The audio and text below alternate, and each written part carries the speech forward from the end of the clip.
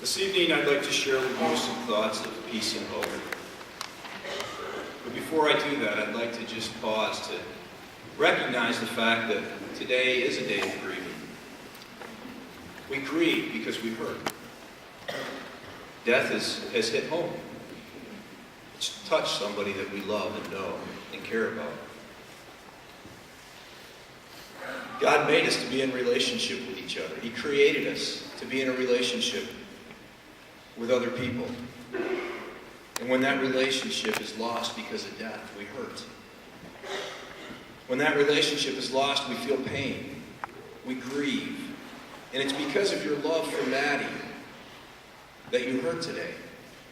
It's because of what he meant to you and the role that he played in your life, the place that he had in your heart. We're all walking on a path that we never would have chosen to walk on. But we're walking that path together. There's others here, everyone here. Let's walk in that path with you. You hurt, and we acknowledge that fact.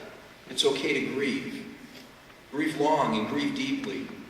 Don't run away from it. Don't treat it as if it were a stranger that you can just send away or deny.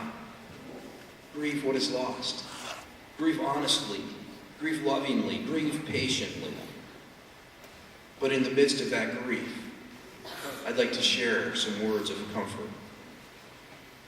You may have been amazed this week, as I have been, by Blair and Rana and their family, as you've watched them and talked to them and visited with them over the last few days. The peace and the strength that they've demonstrated. But they haven't denied their grief. They've had their times that they've broken down. But they have known a profound peace that goes beyond all of our human understanding. And they want me to share with you why they've been able to grieve as they have. The Apostle Paul wrote these words in his first letter to the church at Thessalonica. He said this, he said, "Brothers and sisters, we do not want you to be ignorant about those who fall asleep, or to grieve like the rest of men who have no hope. We believe that Jesus died and rose again. And so we believe that God will bring with Jesus those who have fallen asleep in him." The Apostle Paul says, I don't want you to be ignorant. There's something I want you to know. There's something I want you to understand about death. And it's interesting that Paul uses the words fall asleep when he refers to death. These are the same words that Jesus used when he talked of his friend Lazarus. Physical death is only like sleep to those who believe in Jesus Christ. It's brief and temporary. But Paul says this, he doesn't say that we don't grieve. Jesus grieved when Lazarus died. It tells us that Jesus wept. The shortest verse in the Bible, that's always the first verse that kids want to learn, so that they can get points for memorizing Scripture. Jesus wept. Jesus grieved, even though he knew that Lazarus would rise again. Paul says, I want you to know something. He says, I want you to know that we can grieve differently. You have hope. This isn't the kind of, I wish I got a pony kind of hope.